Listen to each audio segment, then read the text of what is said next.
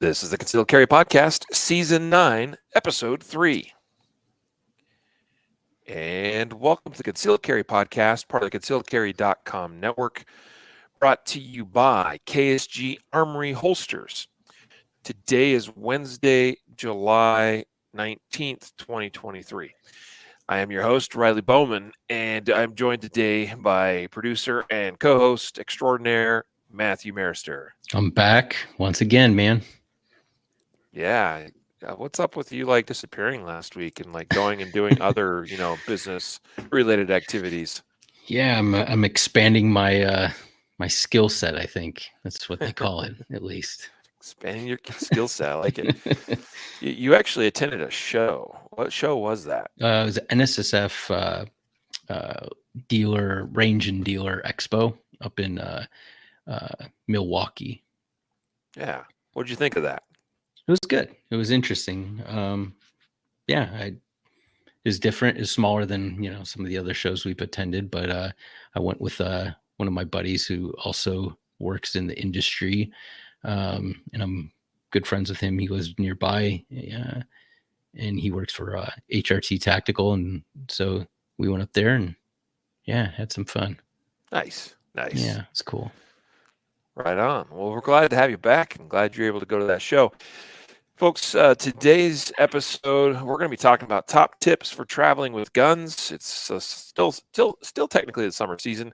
We are in the middle of July, and before we know it, we'll be in the fall season. But you're still doing a lot of travel. I got a lot of travel still coming up. In fact, I'm leaving tomorrow, heading up to Montana for a 2-day pistol intelligence course, and so I'll be traveling yet again. I'm well acquainted with traveling with a firearm, whether it's flying with a firearm or driving or whatever you got.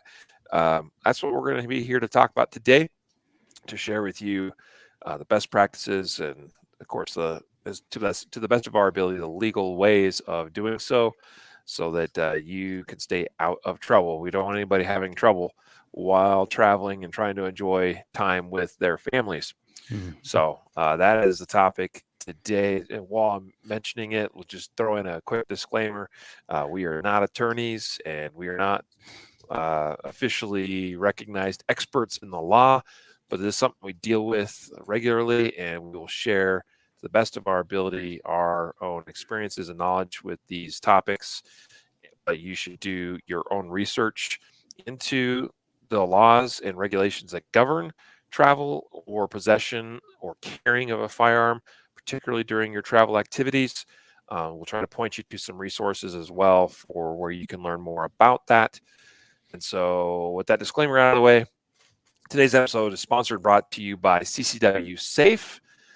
And our other episode sponsor is KSG Armory Holsters.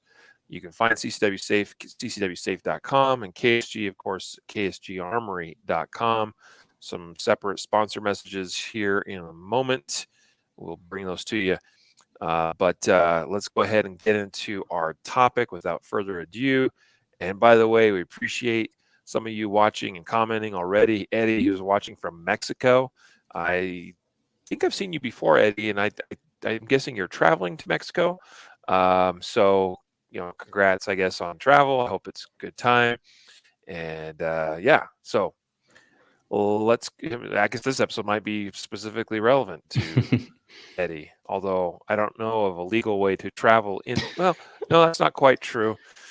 There's probably one legal way of traveling to Mexico with a firearm, and that would be some sort of competition shooting waiver, which you can do to a lot of international and foreign countries. Most of them have some sort of process whereby you can do that. And so, you know what? Interesting thing, I guess, to start off by talking about travel with a firearm, and specifically to foreign countries. I have not yet done it, but it's something I have researched, and I have numerous friends that have done it as they've traveled internationally for various international competitions. And that is probably about the only way you'll be able to pull it off that I can think of for just about any foreign country. And there's paperwork you got to fill out for the country you're traveling to. And there's also paperwork you got to have ready to go for coming back into the US. And some of that basically involves that the firearm or firearms that you're traveling out of the US with are the same firearms that you are traveling back into the US, so that you're not importing anything new, and you're not exporting anything, that the firearm that you personally own, that you left the country with, is the same one you're coming back into the country with. And the foreign country you're traveling to, where they may not have even legal like individual ownership and possession of firearms in the same way we have it here. Like some foreign countries, you can have a firearm, but it's got to be stored at a licensed and recognized shooting club. Like you can't even have it stored in your home. So recognize that there's situations like that, and you've got to comply with those laws of the country you're traveling to. But again, most of the time, that sort of thing is only going to be possible when you're actually getting some kind of waiver for traveling out of the country to go shoot in a recognized competition type endeavor. So something kind of interesting, and not something that most of our folks probably are doing that are listening to this, but there may be a few of you never know. I'd like to think that someday in my life I'll have the opportunity to travel internationally to go and represent the US and compete. We'll see if that opportunity ever presents itself. But yeah, something that is possible to do, but is riddled with all kinds of exceptions and special laws, and the laws of multiple countries involved that you got to follow and abide by. And it even gets interesting, Matthew, when you say, like, a lot of my friends had to deal with this when they went to the World Shoot in Thailand last November, December, where some of them had connecting flights in like Korea or Japan, but their end destination is Thailand, right? And so like you had to have paperwork and stuff, for that, So yeah, like in Japan, there's not even there's not an option for that I'm aware of at all to like own a firearm or possess a firearm. So there is ways through the various countries where there's paperwork you got to secure well in advance of, like, this is what I'm doing, this is where I'm going, this is what I'm like this is the legal activity that I'm participating in, and the reason for that, and here's all the serial numbers and blah blah blah blah. So yeah. Can you imagine doing that? Yeah, that's crazy. And as you were saying this, I've never traveled internationally with the firearm, but You've been considering issued one internationally, right? Yeah. Well, let me rephrase that. I didn't have to check anything when I was going or coming. The Middle East. Yeah, but like with the definition of firearm being so kind of ambiguous at times, like what if you went to if you had two fire control units for a backup fire control unit for your P320, right? Obviously those are serialized, but I don't know, when you're coming back, are they checking every serial number? It's just, you know what I mean? Like I assume there's somebody there that knows what they're looking for and knows what they're checking, rather than just, hey, you have a gun in a case that seems to match and go about your way, because there could be all kinds of janky stuff going on. But yeah, it gets confusing, especially traveling overseas. And I would never want, I mean, I can only imagine being redirected on a flight to another country, and then, that would be a nightmare. Yeah, could cause some headache potentially. Yeah, if I'm not mistaken, from what I recall from seeing different like posts or comments from friends that went to World Shoot in Thailand last year, like I don't think you could store your firearm in like I don't think they were able to have it with them in their hotel rooms, and so.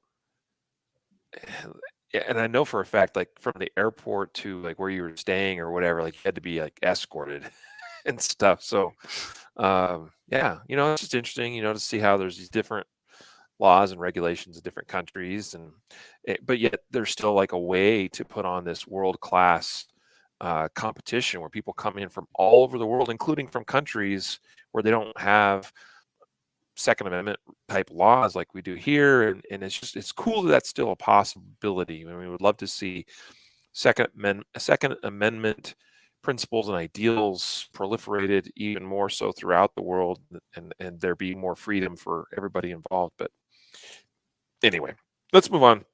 Something more relevant to right here in the U.S.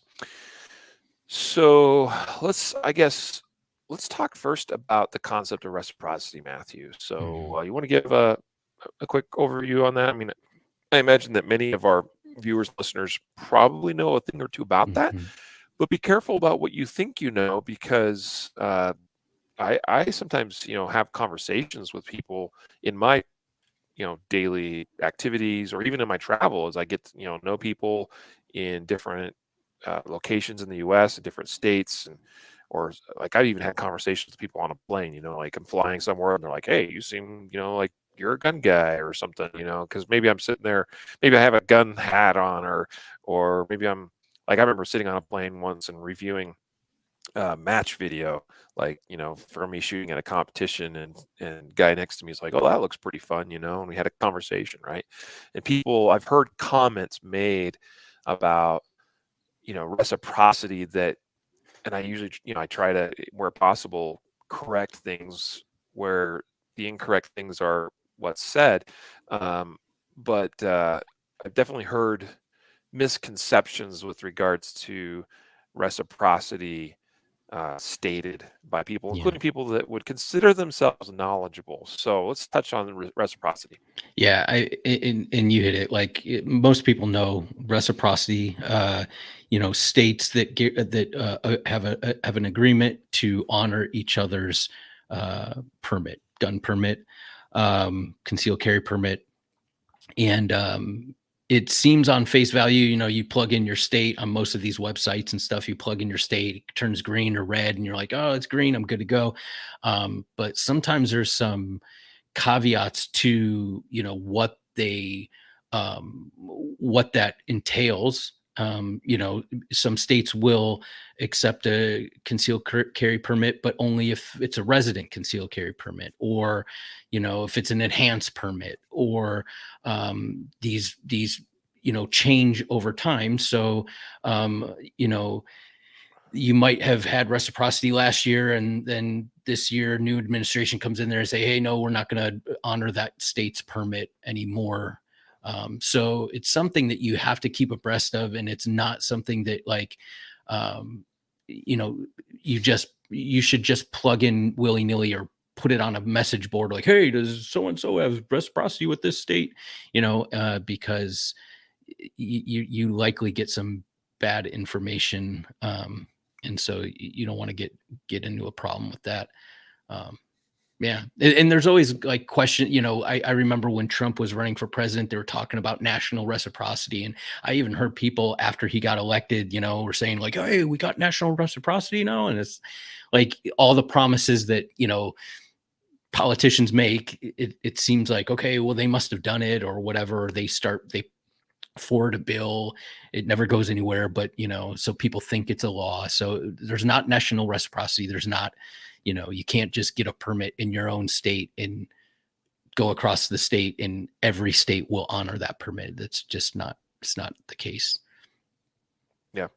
Yep.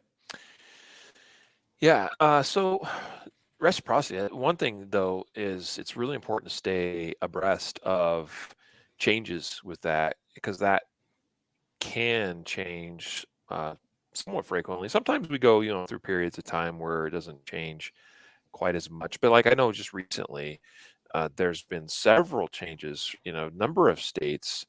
I don't remember all the specifics right now, but I know that like Florida had some changes, California, was it Connecticut or something over in that part of the country, in the New England area. There was something that changed over that way. So that's something that's really important to stay on top of, because what you think today, and it's really important if you live close to a neighboring state. You definitely want to make sure that you're staying up to speed on any changes like that may very much directly impact your ability to legally carry or continue to carry in a state or in a jurisdiction that you previously were able to. So, one really good way of staying on top of that, it's something that we do our absolute best. I mean, there is a disclaimer on that page that says, hey, we do our best, but there could be mistakes. But I'd like to think that, we're one of the leaders in the industry with this kind of thing. But you can always go to, I think just the short link is like concealedcarry.com/reciprocity, which might be hard to spell, but it's reciprocity is RECIPROCITY. But I think that short link I think will get you to our page with our reciprocity map builder. And I mean, we were one of the first websites that had a resource like this that's interactive, where you can select, and especially I think our approach to this has been kind of unique and somewhat innovative for some time, because there were definitely websites that didn't get into the level of detail that ours does as far as generating these reciprocity maps. And so, like, for instance, let's just say that I'm a resident of, like, Nevada's a good one. All right, let's do Nevada. All right, what if I'm a resident of Nevada, and I could select that in our reciprocity map builder tool here. Oh, I should have shared this on the screen, like, that's a good idea, right? Let's see. For those of you that are watching anyway, I want to make sure I get the right page here. 50 state. Yeah, there we go. So let me go ahead and actually refresh this page. So, so when you get on our page, and by the way, I just noticed, I don't know when this changed because I don't think it was misspelled before, but we have a typo right here, Matthew. Permit reciprocity map instead of permit. I'll point that out to Jacob. I'm sure he'll get it sorted out. But like, actually, there's a couple of notes here that are really good to know. Like, for instance, note, Wisconsin honors permits from certain states only when that permit was issued or renewed after a specific date. Please confirm the details for your state's permit for Wisconsin here. It takes you to a link on the official DOJ page on Wisconsin's state website. Okay, because you gotta review that so that you know that you're good. Okay, so if I'm gonna, like, you were just in Wisconsin, right? So it'd be something that would have been relevant to you to know if you were issued or renewed after a specific date. Note that New York state permits are not valid in New York City. And it's curious, and actually the fact there is that New York is just, there's just so much. There's obviously numerous court challenges and different things that are going on there anyway, so something to be aware of. All right, so let's just suppose I selected, I used Nevada as an example a minute ago. Okay, and so I could click Show Map after I selected my respective state, and so this would show me the reciprocity for a Nevada permit. Okay. And so most of the middle of the country is represented. Green is states that have reciprocity or that honor my Nevada permit. But Colorado is one that does not. Minnesota is one that does not. Illinois is one that does not. South Carolina is one that does not. So, good to know about those things if you're kind of in the middle of the country or if you're doing a long road trip and things of that nature. What about, I don't know. So one thing that we do is we have both a state's permit like Montana or Montana enhanced, because they have two different levels of permits, which typically mean classes that are longer duration, or maybe their basic permit doesn't really have a live fire requirement, but the enhanced permit does have a live fire requirement as part of the training. And so if I got a Montana enhanced permit, you see most of the middle of the country is green, but New Mexico, Illinois, and South Carolina are red, so they do not honor a Montana enhanced permit. Let's see what, if anything, changes if I select just a regular Montana permit. Okay, a couple changes. That's interesting. Actually, I think that's a mistake there, because what I saw was Vermont actually switched from red to green, and Vermont, I think, should always be green no matter what, because we might have found a error right here, right on the show live. Yeah, Vermont shouldn't be red, I don't think, if you have Montana enhanced permit, because Vermont is a state that has constitutional carry. If you're in the state of Vermont, man, you just carry, man. But Minnesota is the big one here that changed to not honoring a Montana permit. if you had an enhanced one versus a non-enhanced one. So good stuff like that to know.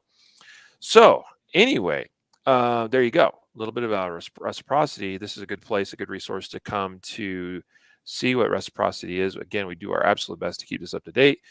And there, although there is a note there, if you notice an inaccuracy, please contact us. All right, and we'll get after that right away. But I do know we were just making updates on this in the last week or so, actually a couple weeks ago, because quite often when states pass, laws or whatnot that might impact or change reciprocity, a lot of times those, it seems like a lot of state legislation goes into effect around July 1. Sometimes there's exceptions, but that's a common, practice. Like we had a legislative session in the early part of the year, passed this law, this thing changed, that's going to go into effect July 1. And so we frequently notice a lot of changes happen around that time. So that's why I could tell you that just in the last few weeks, we've been updating some things as they've changed. So let's talk real quick about constitutional carry, or carry without a permit, permitless carry as it's sometimes referred to. And so actually this brings up another I guess screen share here. I'll go ahead and show this because this is the map that basically shows current states that have constitutional carry or something like constitutional carry. Okay. And what you see here is what we're up to, like 27 states, I think, that have something like that. So all these green states here are constitutional carry states. The thing there to know, though, and this is good, and you kind of need to research this on those various, for those various individual states, is that some states might actually say, hey, this law applies to residents of our state and not necessarily residents of other states when they visit here. Or in some of the states, like I was mentioning, I think Vermont is an example, and I think Wyoming is another example. Like constitutional carry is just the law of the land. Doesn't matter who you are, where you're from, as long as you can lawfully possess a firearm, you're not in, violation of anything federally, federal wise, as far as, a felon permitting or possessing a firearm and so forth. Like, hey, you can carry in our state because we have constitutional carry.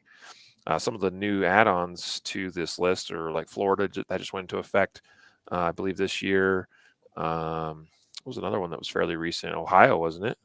Fairly recent. Was that last fairly year? recent. Last year, yeah. Yeah. I think Arizona was fairly recent. So I know there's been a couple others. There's been so many, though, which is a wonderful thing that it's kind of, again, it's one of those things that'd be hard to keep track of, but it's good to know which those states are. But one thing we sometimes run to, and I'd like to hear your thoughts on this, Matthew. I imagine that to go to that NSSF show recently that you drove there, right? Right. Yeah. So you would have left Ohio, driven through Indiana, and then Illinois, and then ended up in Milwaukee. So do you have a permit that allows you to carry a gun concealed in Illinois? No. Yeah. No, I don't. So tell me about, like, what is your strategy if you got to travel through a state or spend time in a state that you don't have reciprocity with? Yeah, it actually happened to me twice in the past couple weeks. I also drove out to Dulles Airport, outside of Washington, D.C., but my path takes me through Maryland, a little part of Maryland, which is obviously behind enemy lines again. So I don't have reciprocity there either. So there's a couple things that you can do.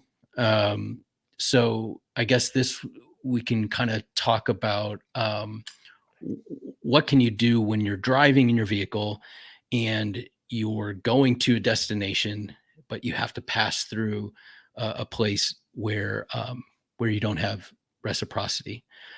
There's a couple things you can do. Probably the safest bet you can do is to unload the firearm, lock it up in the trunk or in an area of the vehicle that's not accessible, and you'd be good to go. There's a law, and we wrote an article. It's called the article is called Interstate Travel, Understanding 926A of the Firearm Owner Protection Act, which is a law that allows you to travel through or transport a firearm through a place where you're not allowed necessarily to possess that firearm, provided it's unloaded and not accessible, and you're not staying there. So you're passing through, you're traveling through. So I'm going to Minnesota where I do have reciprocity, but in Illinois I don't. And I may stop in Illinois to get gas, and that's a reasonable stop, but I can't, stop and get a hotel and do all these things, and it can't be loaded. So that's the strategy, the legal route that you can go. And I'll let you kind of fill in the nuances and the detail about 926A and some of the, I don't want to say problems with it, but some of the challenges and things with it. But that's the legal process by which you could get through, or that I would recommend. Yeah. And since we actually mentioned Illinois as a specific example, there is one cool thing about the state of Illinois with respect to this that I appreciate. I'm frankly amazed that it's even a part of their law. But what that is that if you have a permit issued from your state that you are a resident of, and you are passing through Illinois, as long as you are in your vehicle and traveling through the state, you can carry concealed. And so that's kind of cool, right? Because that's not true of some other states that you would travel through. That doesn't, like Maryland, I don't think has an exception like that, right? No. And so that's actually, since I have crisscrossed Illinois several times, and in fact, just this year I've gone through Illinois twice, on the road. I have absolutely, the nice thing there is, I mean, I kind of make it a priority, like, let's get through the state, like, if I got to make a stop, I'd prefer to do that in Missouri or Iowa or Indiana or something like that, but then, and fortunately, Illinois is, I mean, it's a good sized state, but it's not like super huge. So you can cross it, east to west or west to east in like 2 hours, 2.5 hours, something like that.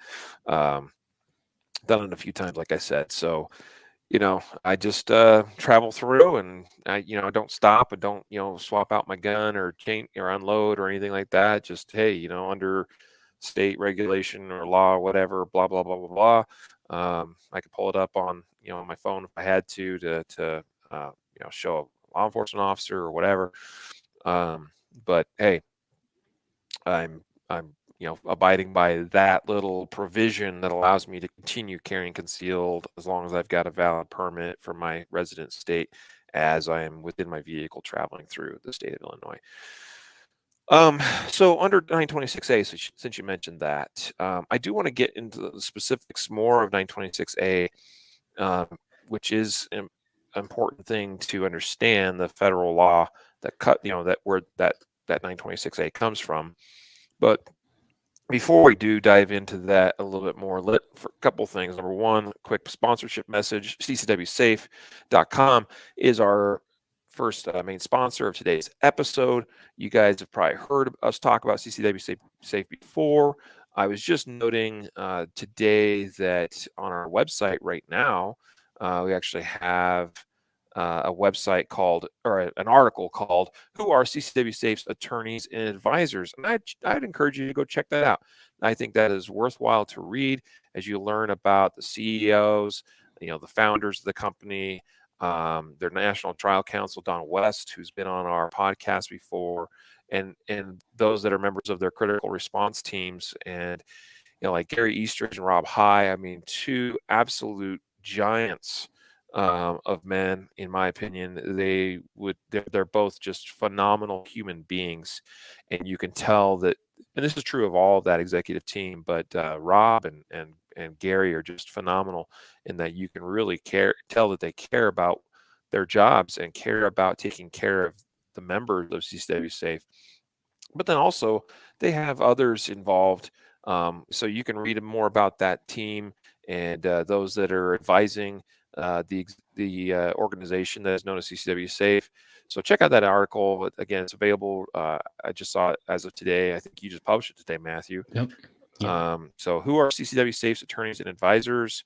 I think that's really, really awesome to see. And as you learn more about those fantastic people involved, I mean, that it really is the case. I think you'll see why some of us, myself, Jacob, I think you have a membership, Matthew. Yes. Yeah. So why we are members of CCW Safe? So, I mean, a lot of that has to do with who's behind that company and the fact that I know they've got our backs. Check it out, ccwsafe.com. Use the discount code CC Podcast to save 10% off the membership today. And we do appreciate your support of our sponsors that make what we do here possible.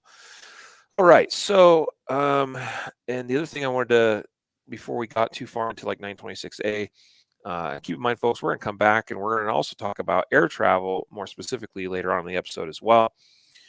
But before we moved on from the topic of like reciprocity and constitutional carry, I actually wanted to point out a couple other links I told you in our show notes. There's one that is a link to an article that Jacob wrote called The Ultimate Guide to Responsible Constitutional Carry. Lots of good stuff in this article. It's actually it goes into quite a good depth as far as the concept of constitutional carry and what you need to know before you try to exercise your right under constitutional carry, whether in your home state or whether you are traveling or out and about. But one thing that is good to note, like some people are like, yes, my state's a constitutional carry state. And so I wanted to touch on this because it's super important to understand that while we are all for constitutional carry laws, absolutely support that, have done so for many, many years, as we don't think that the government should get involved in regulating that practice from the Second Amendment perspective. And frankly, when the government does get involved in having to issue permits and things like that, the requirements that are that are issued as part of obtaining a permit are completely arbitrary and honestly quite meaningless in so many respects. So anyway, one thing though that is good to know, and so even if you live in a constitutional carry state, it is good, I think, to still pursue obtaining a permit if you can. And the reason why is because of the Gun-Free School Zones Act. Mm-hmm. Because it's this is one thing that's not talked about, I think, enough or understood enough by concealed carriers. Because what this is that back in 1990, a law actually signed by President Bush, it became illegal to have a firearm within 1,000 feet of a school, unless you're otherwise licensed by the state. All right. And so by that, a license would, one thing that would qualify there would be a state, or at least under a state law, an issued permit for concealed carry or carrying of that firearm in some lawful manner. And so a permit is one of these critical exceptions to getting around the Gun-Free School Zones Act. And that's super important to understand, because it would be really, if you think of like where I live, I mean, I could dang near throw a stone, and hit a school somewhere. There's schools all over in my neighborhood. And so I can't even imagine trying to if I wanted to be compliant with the law, I can't imagine trying to plan my routes through, trying to get from point A to point B and trying to make sure I stay at least 1,000 feet away from any school. And frankly, it's impossible for me. Mm-hmm. Like I can't leave my property because I live within 1,000 feet of a school. So, so it's like actually super important for me to have a concealed carry firearm or permit to carry a firearm concealed, or to just have a gun, period, as I'm going about my day-to-day activities. So that's something that's important to understand with respect to constitutional carry. Why I think, even though it's great to be able to exercise that right in your respective state that has such a law, but it's good to still have a permit, I think. Yeah, absolutely. So the other thing is that reciprocity is going to be very different for you if you don't have a permit from state to state to state. And honestly, what you're going to have most likely is you're going to only really have reciprocity with other states that have constitutional carry, particularly where they apply it to non-residents of their state as well. Right. Right. So, like, if I'm not mistaken, Idaho that passed constitutional carry a couple years ago, I, from my recollection, that law only is applicable to residents of Idaho. So I can't, leave Colorado here, go to Idaho, and be like, "Hey, I'm going to practice constitutional carry while I'm here," because it doesn't apply to me since I'm not a resident of that state. So the other thing I want to point you to is, well, actually, no. This is the article that we're going to next. All right. So again, a bunch of links in today's show notes of today's episode. This one has to do with 926A, which is interstate travel, under the federal regulation that regulates this. So, Matthew, like, let's just say you're traveling through, Maryland on your trip. Like, technically, to comply with law and to make yourself, legal, I mean, what would you have to do? Yeah, I'll just read. I'll just read it. This is taken from our article, but it's from the act, so you get the verbiage directly from the law. So it says, notwithstanding any other provision of any law or any rule or any regulation of a state or any political subdivision thereof, any person who is not otherwise prohibited by this chapter from transporting, shipping, or receiving a firearm shall be entitled to transport a firearm or for any lawful purpose from any place where he may lawfully possess and carry such firearm to any other place where he may lawfully possess and carry such firearm, if during such transportation the firearm is unloaded and neither the firearm nor any ammunition being transported is readily acceptable or is directly accessible from the passenger compartment of such transporting vehicle, provided that in the case of a vehicle without a compartment separate from the driver's compartment, like an SUV or something like that, the firearm or ammunition shall be contained in a locked container other than the glove compartment or console. Yep. So you have to have some sort of locking device, like a safe that you can lock, that you can't readily access it, and that the ammunition is not accessible either, right? And it has to be unloaded. And so this creates, or chuck it in the trunk if you got right, one. right. But more and more vehicles these days don't have trunks. Exactly. So there's so many of these utility vehicles and crossovers and SUVs. And the problem is that, like, it puts you in a weird position. So if you think practically, it sounds great on paper, but like practically speaking, if you don't know where that state line is, or there's not an exit and you go into that state line, you've already crossed over. I mean, are you going to pull off at the next exit, right? And then pull up in some gas station parking lot and start unloading and your firearm in the back of your car? It's it creates a situation where it puts you at a disadvantage, and might, if people see that, right, this dude's pulling out a gun in the gas station parking lot, it's not ideal. It's not a great situation. Surely you could do it in your vehicle, right? Put it in a lockbox or something like that. But if you don't have that, I ran into a situation where I was driving an SUV full of people. I had 7 other people in the vehicle. I couldn't just like start unloading in the vehicle and like do all this stuff. So it creates some trouble trying to do it legally, but that's what the law is. And I kind of touch on this, that there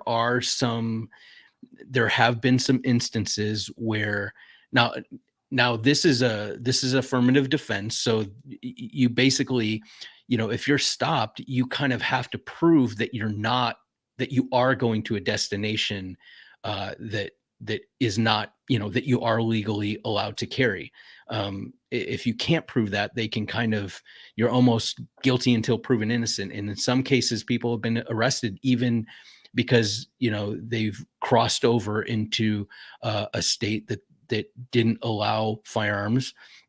And they get stopped. And so it created, while it's a good law and I'm glad it's there and it protects you, it's not like it's not like a get out of jail free where you can just kind of flaunt it and the police can't do anything. Because if you can't say that, hey, I'm just stopping to get gas, or I'm just stopping because I have to unload my gun or whatever, and you could be arrested, and there have been instances where that's happened, and it kind of sucks that the law is kind of not written that way, but that's the way it's interpreted and that's the way it's enforced in some areas.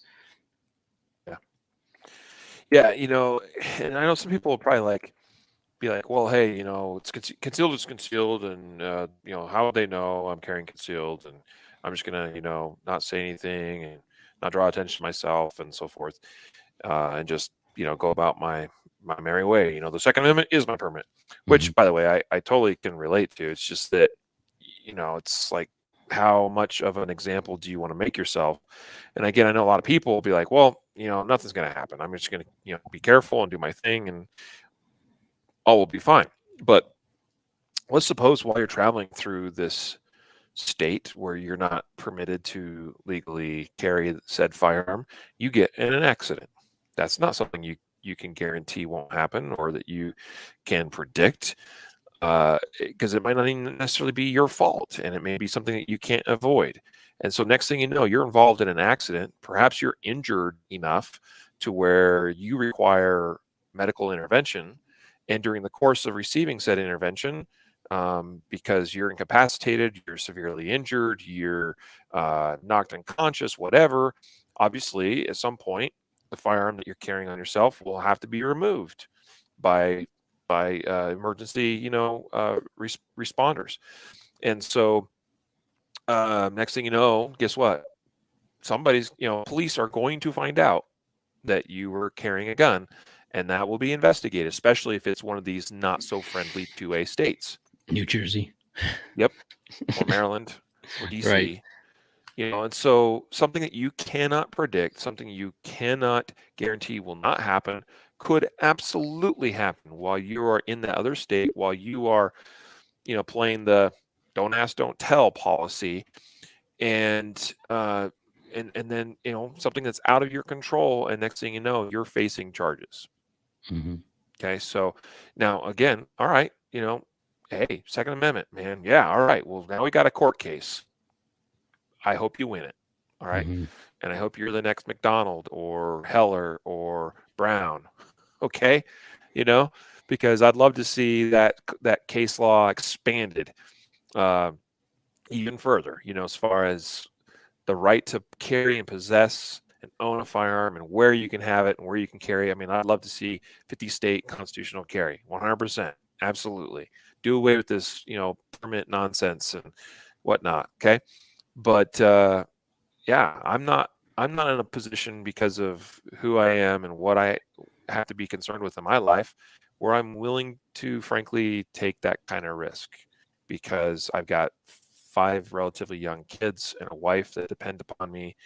And, I got other people at work here that depend upon me. So I have to be responsible.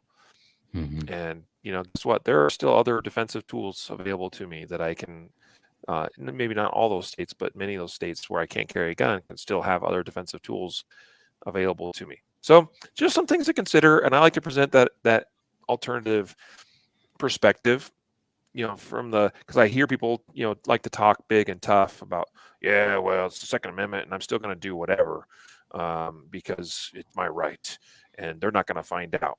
Well, you cannot guarantee that. So think on that a little bit. Yeah. Maybe that'll play into your risk aversion strategy. Yeah. I mean, imagine being like, you're on vacation with your family driving through a state and you get arrested. I mean, that it might be on principle you want to fight it and stand up, and that, but like it's certainly going to be an inopportune moment, right, to take on this legal fight against the powers that be. And I'm not saying not to do it. I'm not saying be cowardice. If you want to fight it. But like,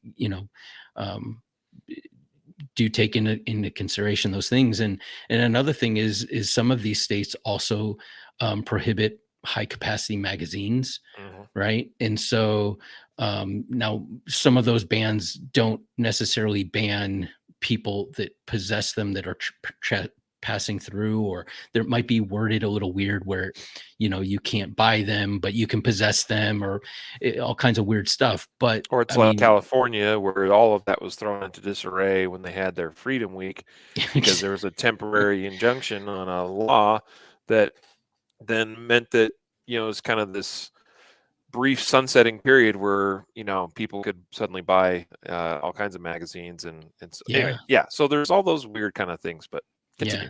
No, it just, that's the point, is just, I mean, you really have to know, if you're going to travel, just to be smart, just know as much of the law as you can. In most of the states, if you go to the state attorney general website, you can find concealed carry laws, you can find gun laws on there. And it might not be easy, but we have, I think, a really great resource on the app, our Gun Tools app, that gives these key kind of, things that concealed carriers or people with firearms traveling through states need to know. Like, does it have capacity, magazine capacity? Do you have a duty to notify law enforcement? Is there, standard ground law? All these types of things that are all relevant and might be very difficult to research on their own. But we kind of do that and give it in a pretty concise way on our Concealed Carry Gun Tools app. So that might be a very valuable resource for you if you travel. I know I use it personally when I travel. I absolutely do as well. It's a great resource. And again, links and show notes for these various resources and things. You'll find a link in the show notes of today's episode, concealedcarry.com/mobile app. And that's a nifty little link because it'll auto detect whichever, if you're using an Apple mobile device or an Android-based mobile device, and send you to the appropriate app store where you can download the Concealed Carry Gun Tools app. That it is my number one resource, and I use it every time I'm on the road, at the very least, to review, hey, as I'm going through state such and such, like, here's a good one to know.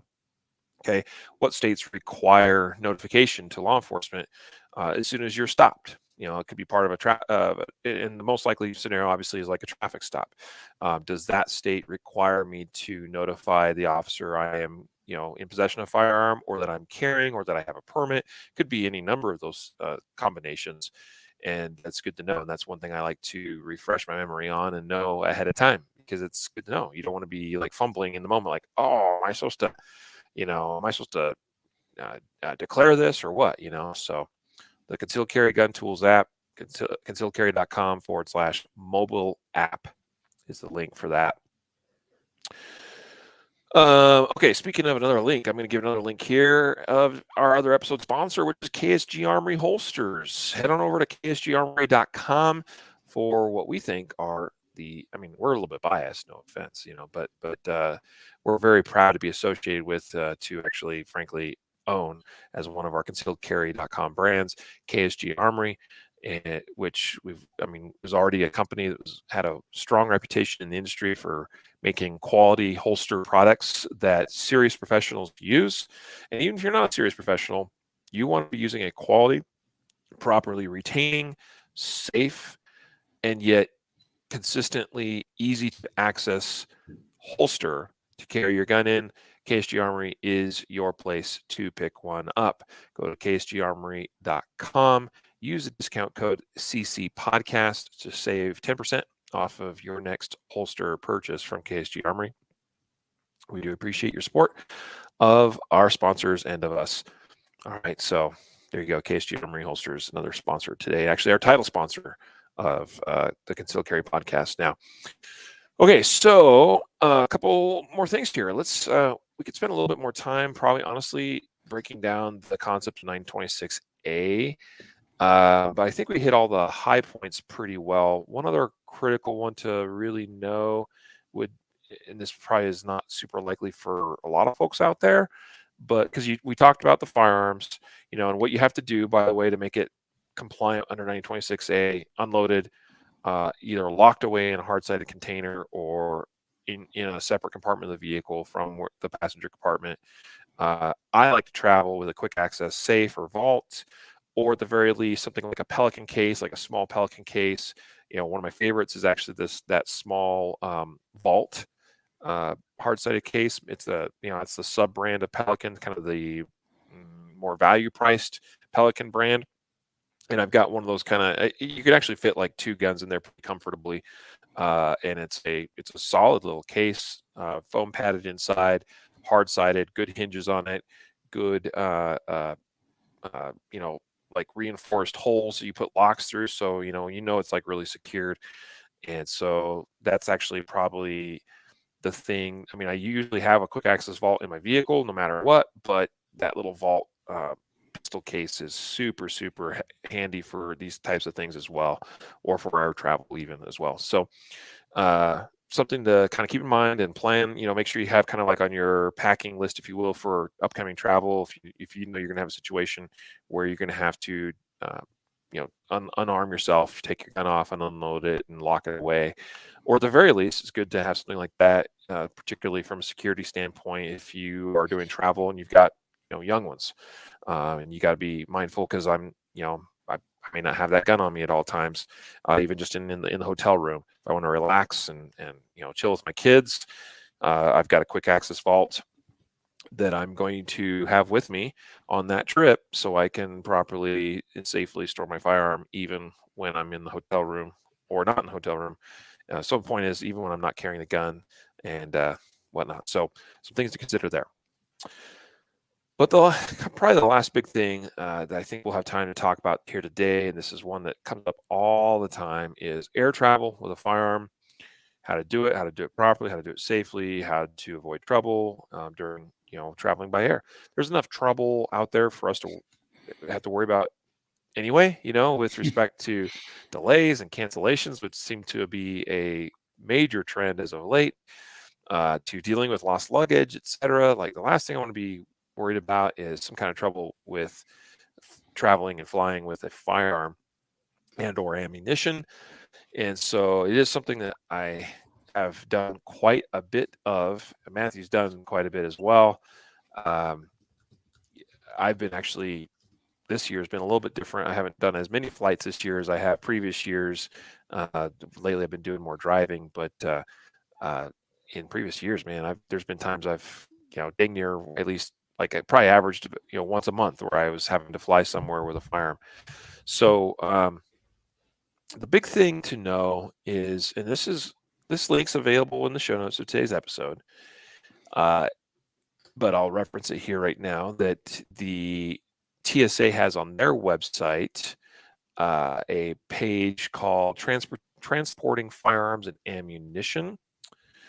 So that's something that's good to have. I like to have it bookmarked in my browser, even on my mobile device, so I can access it quickly if need to at the airport.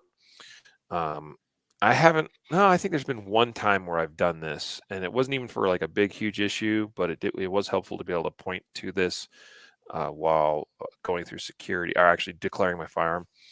But one thing that's important to know is that you got to transport firearms unloaded. Like, that's a given. And it says right here, you may transport unloaded firearms in a locked, hard-sided container as checked baggage only. Okay.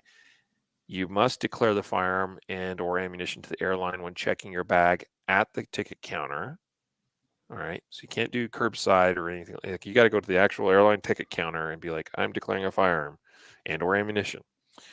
The container, this locked hard-sided container, must completely secure the firearm from being accessed Where people get in trouble here is they, like, let's say you have a plastic case that technically is hard-sided and it may even be fairly secure, but maybe it has, 2 locking points on it, 2, hasps or whatever, or holes where you're supposed to put locks through, but you only put one lock in one of those holes.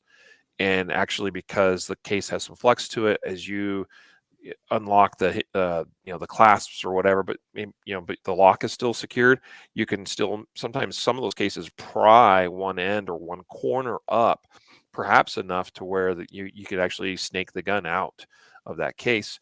It's honestly going to be a little bit up to the discretion of the TSA and or the airline. Okay. And because there's a little bit of a gray area here, because it just says locked cases that can be easily opened are not permitted. So what is easily open and how easily open, is it, kind of thing, right? So that's good to know. And then be aware that the container the firearm was in when purchased may not adequately secure the firearm when it's transported and checked baggage. Some people like to use those plastic cases the firearm was sold with. Sometimes they just aren't good enough for this purpose. So good to know. I like to use these, again, like the Vault Pelican case. That thing works great for this purpose. It certainly complies. I've never had an issue with that. It does have 2 holes for locks. I make sure that I put 2 locks on it when I'm using that. And so, yeah, that's probably that's the number one big thing. And by the way, when they say unloaded firearm, that means, and it's actually stated in the actual law as it's written and appears on the Code of Federal Regulations, that means no ammunition, okay, nothing in the chamber, but also there's not a magazine. Even an unloaded magazine cannot be in the firearm itself. Okay, so obviously empty chamber, no ammo in the gun, no magazine in the gun, and that constitutes unloaded. And then it's in a locked, hard-sided container that's not easily opened. Yeah. And my suggestion is just, if there's any doubt about can you access the gun, just get a better case, because you don't want to get into semantics with a TSA clerk that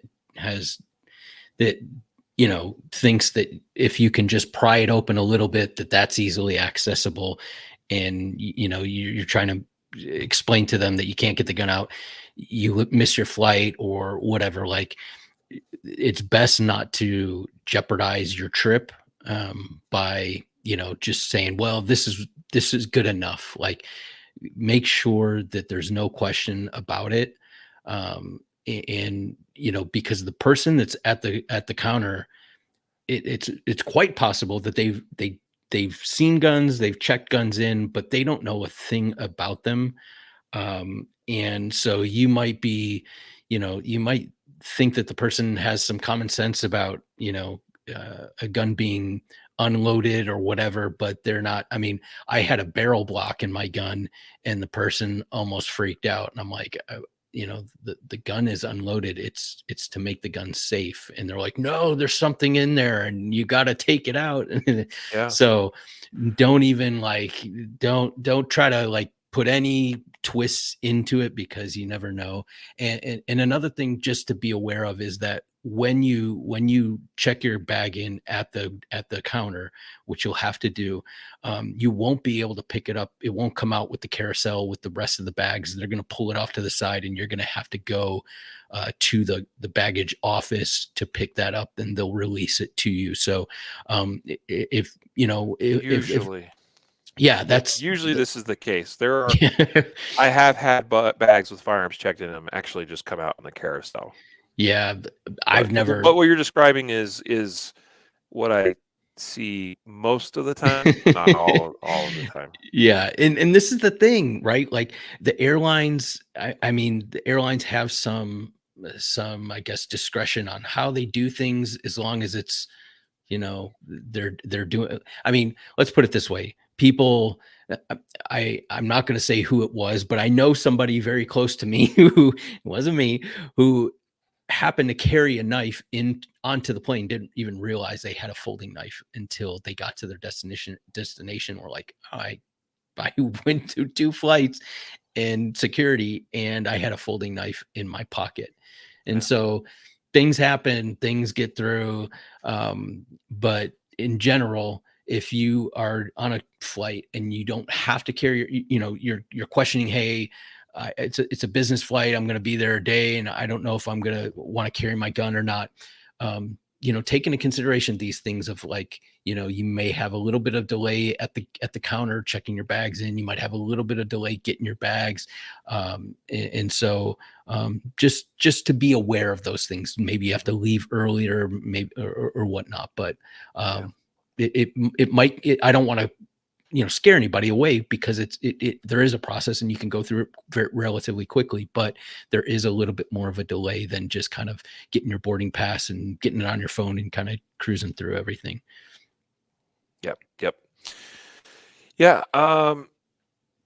Let's talk about locks real quick, just so folks know that if they're not familiar already. So you actually can use any lock.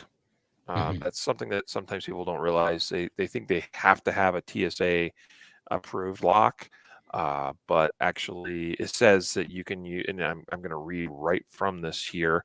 It says that you may use any brand or type of lock to secure your firearm case, including TSA recognized locks.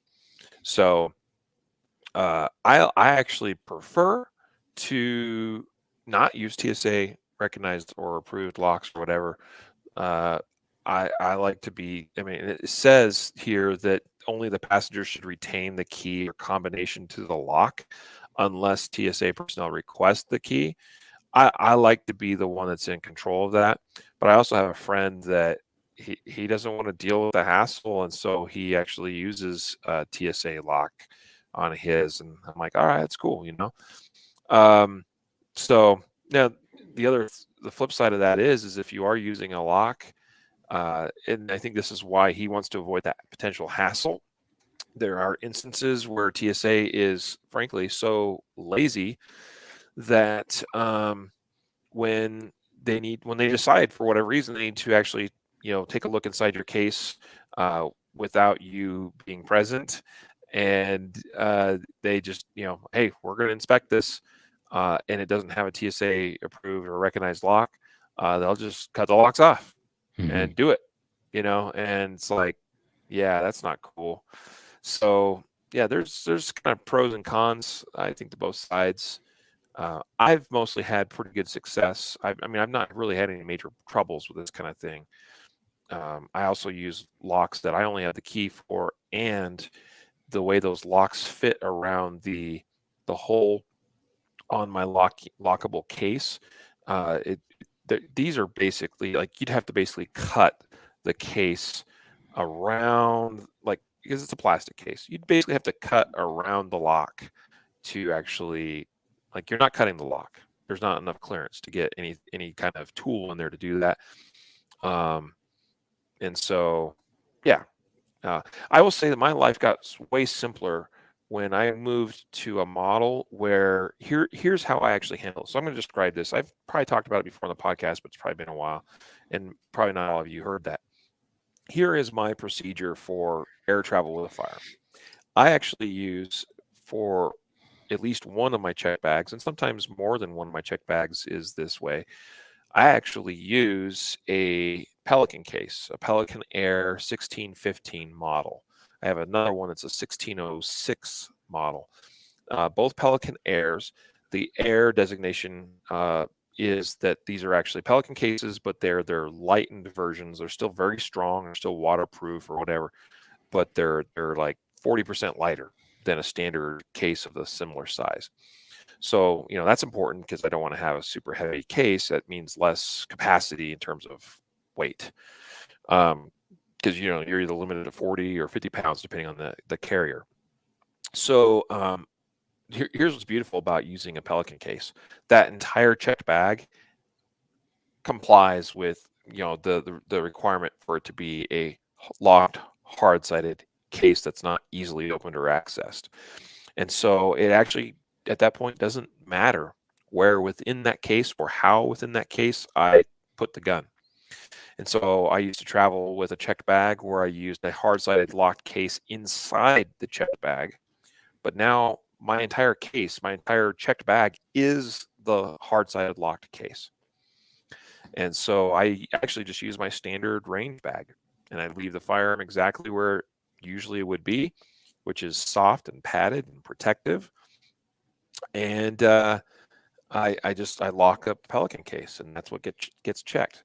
Now, every once in a while, it throws off a gate check agent a little bit, or checked baggage agent. Like when you're declaring it at the counter there, and they're like, "Well, where's the locked case?" And I'm like, "This whole thing is the locked case." I did have one agent that was kind of confused by that concept until someone a bit more experienced came over. They're like, "Oh no, he's in compliance. This is not an issue here," because I think they were expecting me to have within that hard-sided locked Pelican case another hard-sided locked case.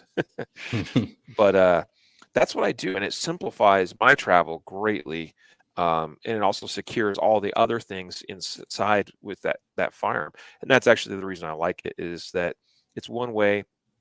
When you are just transporting a checked bag, and maybe you have clothing, and other personal belongings, including maybe some things that are somewhat valuable, you can only use a TSA recognized lock to secure that checked bag, and those are relatively easily defeated. And you might end up missing some things when you travel across the country somewhere. Yep. For me, the advantage with using a Pelican case like that is that Pelican case has to be locked, and I get the advantage of it actually being locked with non-TSA locks, and all the other things that are inside that case along with my gun are also secured. And so I like that approach. And then so I have the 1615 model is kind of the biggest size that you're technically allowed to check without additional fees. And then I have an intermediate size, the 1606 model, that I also frequently travel with.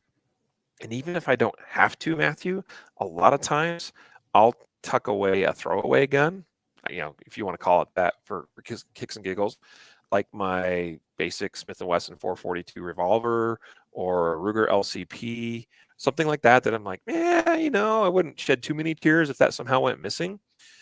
A lot of times, even though I don't have to, I will put another checked gun in the 1606 case. So now I'm effectively checking two bags with checked firearms in each bag, and they're both locked and secured. And I just declare them, and yeah, I like that, because then I know there's a higher probability of all my things that are checked on the plane getting to the destination, at least without it being breached. There's always the possibility of the bag being lost. Fortunately, I haven't had that happen yet. I have had gun friends traveling with guns have their bags go missing, but fortunately, all of those ones that I know of so far have eventually had their bags found. Well, I've never done this, but I know of some people who have put those air tags in, like, up into the magazine well area, and kind of secured it in there. Yes. Just as, I mean, not to say that there would even be people that would steal bags from airlines and take the clothing. Certainly not some nuclear dude that was, part of the White House staff. They would never do anything like that. But I'm just saying, I know people who have taken those air tags and put them in there. I put air tags in everything. Yeah. That I'm traveling with, and I put them in. I don't go so far as to tucking it away in the magwell, but I disguise where the air tags will be, so that they are less likely to be found and discovered. And yeah. And one other thing that just dawned on me is important to remind everybody is that if you have a cert gun, or even a blue gun, or it's a airsoft gun or something like that, all of these things, you can't take them on the plane. I know it's a blue gun is a piece of plastic, but you need, like, it even says, I think somewhere on that something about replica firearms, including firearm replicas that are toys, yeah, may be transported in checked baggage only. yeah. So again, this is one of those things where like it's best just to err on the side of caution and check the stuff so you don't get into a problem at the gate. And so, so here are the few things that I know of that you can actually carry with you on the plane that is firearm related. One, optics. Optics are actually permitted. Holsters, empty holsters, mag pouches, gun belts. I know some competitive shooting friends that clip on their gun belt with holster, mag pouches, everything right onto say like their backpack or whatever they're considering as their personal item, carry item, to take on the plane. Those are items that you can carry onto the plane. But firearm parts, magazines, clips, bolts, firing pins, parts of those or components of those things I just listed, firearm replicas, SIRT pistols, blue guns, airsoft guns, etc. Check baggage only. Locked up, just like you would with a firearm. And lest you think that this whole thing about TSA and stuff or like overblowing it, I just pulled up the statistic in 2022 TSA confiscated, it says, more than 6,542 firearms from airport passengers, the highest number recorded since the agency's inception. And potentially this has a lot to do with new gun owners, a lot of new gun owners during COVID and maybe constitutional carry where people have possessed firearms and they're not being taught the law and things like that. So this is why that constitutional carry article is kind of important, because it points out these things. And, podcasts like this, hopefully you share it with somebody who's maybe a new gun owner or travels a lot and they never thought about these things. So they don't get jammed up, because it's probably a pretty hefty fine. And I know some of the states even wanted to revoke, I think it was Pennsylvania, I saw they were revoking people's concealed carry licenses if they, went up to TSA and forgot that their firearm was there. And so it has ramifications. It's unfortunately easier to do than people probably realize. Sure. Yeah. It's not something I'm too concerned about personally, because I don't really transport guns around unless it's like in a range bag or in a gun type case. So I'm talking about like people that end up at security with their backpacks or briefcases or something and have a gun forgotten about inside. That's not me, man. Like the gun's either in a bag, a range bag, or a case, or it's on me, or it's in my safe at home, kind of thing. So. Yeah. I don't worry about that, but I do worry a little bit about ammunition and, having a sneaky little round, that I missed or forgot about as I try to go through security. And so I've just learned, even though it's extra work and takes extra time, I go through the extra process of basically, sanitizing my clothing and my bags. And by that, I mean sanitizing in the way that I go through the bag and check all the pockets and all the nooks and all the crannies and all that. Anything that's not going to be in the check bag, anything that's going to pass with me through security, I just take the extra time to go through and try to make sure. And to this day, I have found rounds. I'm not saying I haven't not caught myself with this, but because I had this policy in place, I have yet to go to security and have a live round somewhere in my possession as I did that. And so I'm fortunate for that, as much shooting and everything I do. Something that sometimes happens is, you're just on the range and whether it's a part of you, loading, unloading mags, etc., or a round you pick up off the ground and you just stow in a pocket. I've definitely had random rounds where I'm like reaching my pocket, including a cargo pocket on pants or shorts, and be like, oh, snap, here's a round. It'd be really easy to miss that and go through security. Speaking of ammunition with respect to air travel, read the TSA guidelines. The link again is in the show notes. I'm going to hit a couple of high points here. Does say fire magazines and ammunition clips, whether loaded or empty, so it implies that they can be loaded. Must be securely boxed or included within a hard-sided case containing an unloaded firearm. So magazines got to be locked up, okay, just like anything else. Respective, just like the firearm, okay. Um, Small arms ammunition need to be packaged in cardboard packaging, wood packaging, plastic or metal boxes designed to carry specifically ammunition and declared to your airline. Ammunition may be transported in the same hard-sided locked case as the firearm if it's packaged as we just described. You cannot use fire magazines or clips for packaging ammunition unless they completely enclose the ammunition.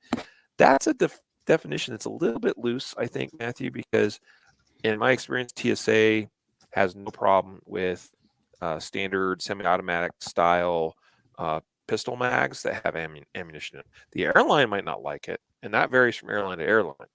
But I have not seen where it's an issue for TSA to have loaded mags going, in your checked bag that again is locked and hard-sided. Yeah. Firearm magazines or ammunition clips, whether loaded or empty, must be boxed or included within a hard-sided locked case. Yeah. Yeah. So ammunition can't be carried on. We know that. It's got to be transport check baggage. It needs to be declared. And your airline will have different limits or specific limits on how much in weight of ammunition you can have. Most of them are right around 11 pounds, just so you know. One exception I know is Alaska Airlines, which is up to 50 pounds in a single bag. Yeah. So. And I know we're almost running out of time, but I think there's one more thing I just want to, and you guys research this on your own. I don't know how much time we have to go into it, but consider connecting flights or where you're going, because if you end up in a situation where your flight gets a connecting flight and that next flight gets delayed or canceled and you need to get a hotel or something and they give you your bag or something like that. There have been instances where people have ended up in states where they're not allowed to possess a firearm or, that type of firearm.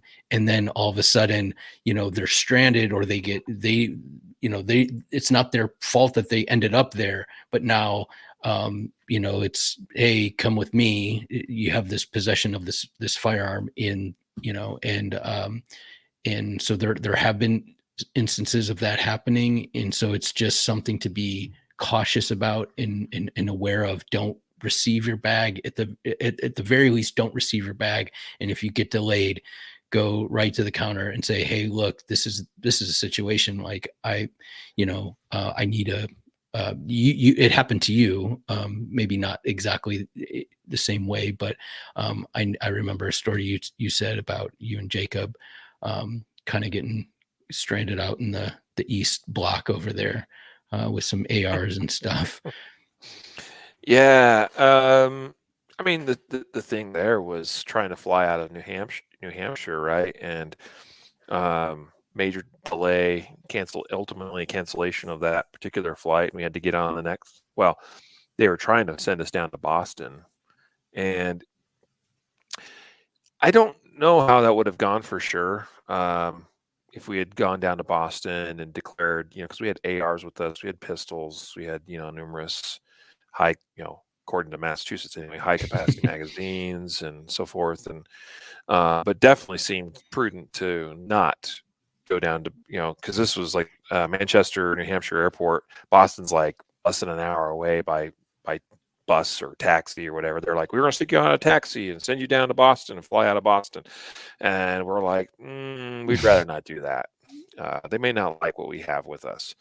And the cool thing was that the gate agent, because this happened all right at the gate after we've been waiting around for hours for this delayed plane. It was a plane maintenance issue. They were super cool. They're like, oh yeah, tell you what, you guys fly out tomorrow morning. Is that okay? We're like, yep.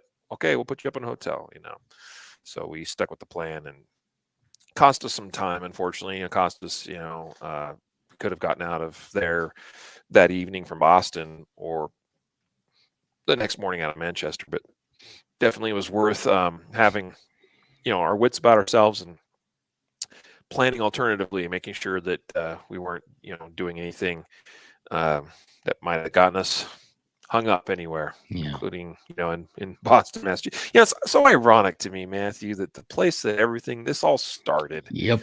is not a gun-friendly place anymore. But anyway. Yeah, good point there. Solid point. People have definitely had experiences where they're traveling one place, they think they're good, and they have an emergency diversion. Maybe it's weather related, maybe it's a medical emergency on that plane. They're like, nope, we're gonna land now. And next thing you know, you have an unplanned stop in, I don't know, LaGuardia or Newark or something like that, right? And yeah, that could be sticky, and it could definitely be sticky in New York City, Yep. in a big way, because and I honestly, I still wonder about that myself.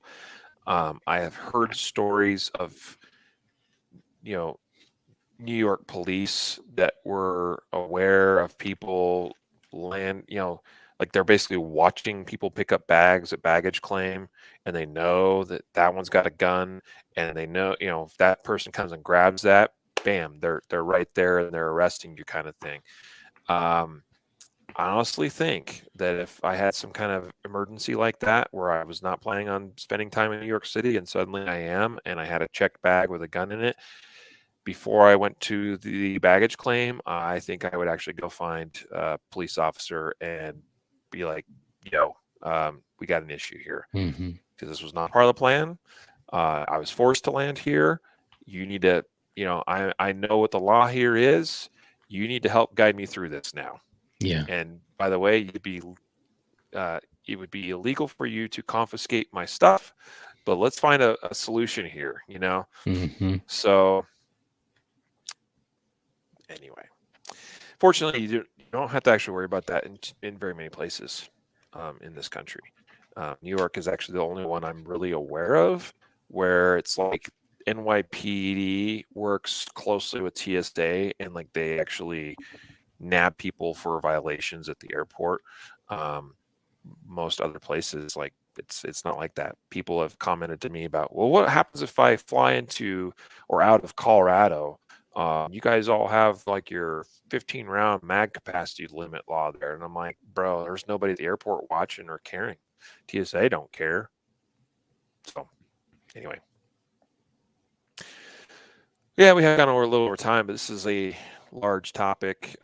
We have talked about some of the stuff before, but we thought this is a good time to revisit and maybe hit on a couple things maybe we haven't before. I don't know.